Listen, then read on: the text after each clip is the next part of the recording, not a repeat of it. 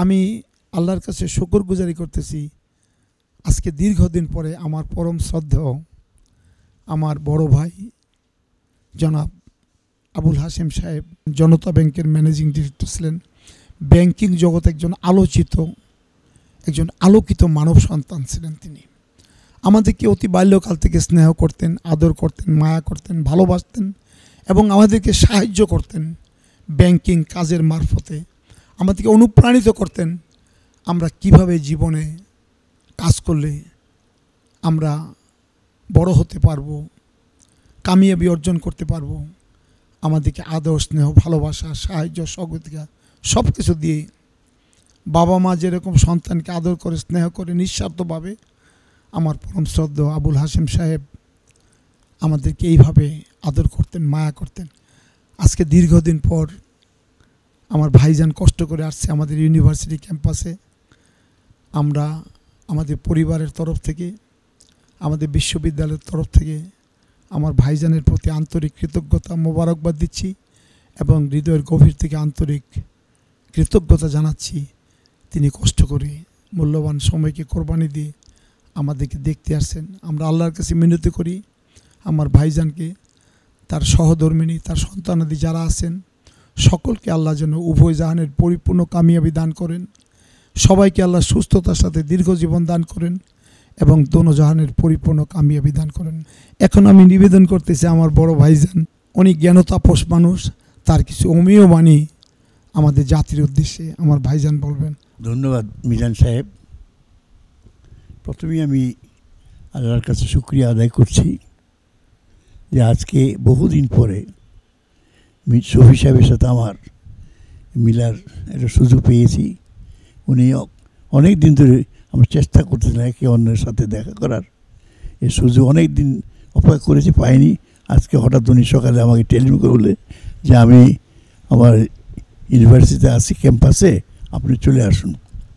আমি তৎক্ষণাৎ রাজি হই এবং এই আজকে যে দেখা ওনার সাথে এই মহৎ ব্যক্তির সঙ্গে, এটা একটা আল্লাহর তরফ থেকে এটা বিরাট সুযোগ আমার জন্য। প্রথমে সেই জন্য শুকরিয়া আদায় করছি।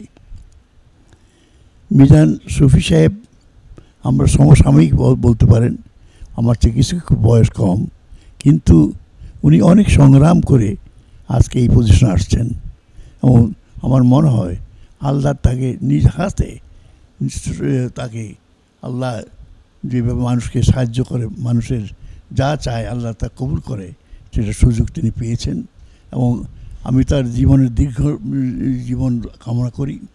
এবং আজকে সমাজের যে সব উপকার উনি করতেছে, ইউনিভার্সিটি এবং বিভিন্ন শিক্ষা প্রতিষ্ঠান, মেডিকেল কলেজ এবং অন্যান্য বিভিন্নভাবে উনি আমাদের সমাজের উপকার করে আসছেন এবং নিবেদিত প্রাণ একজন মানুষ।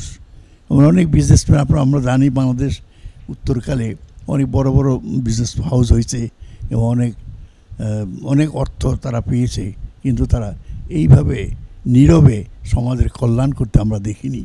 এবং তিনি আমাদের মধ্যে বেঁচে থাকুক, আমরা দোয়া করি আল্লাহর কাছে যে রানী দীর্ঘদিন তিনি বেঁচে থাকুক, আমাদের যে সমাজের উন্নয়নের জন্য যে প্রচেষ্টা উনি করছেন তার জন্য অব্যাহত থাকে।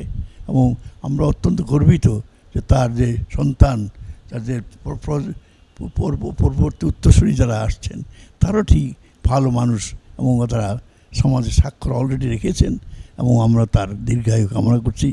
এবং শফি সাহেবের কাছে উনি একটা আজকার যুগে পয়গম্বর তো আসবে না, কিন্তু ওই কাতারের লোক, তিনি সমাজের উন্নয়নের জন্য যায়, যখন তাকে সেখানে কাজ করে। এবং যে এই প্রতিষ্ঠানটা আমি দেখে আশ্চর্য হয়েছি, একটা নিজের আল্লাহর হস্তে তাকে সাহায্য করেছে এবং এমনি যেন আর অন্যান্য কাজ তিনি করতে পারে, আল্লাহ যেন তার সব সহজ করে দিতে পারে, সেই যেন আমরা দোয়া করি এবং আমাদের মধ্যে বেঁচে থাকুক, আমরা আরও উপকৃত হই এবং আল্লাহ হাফেজ।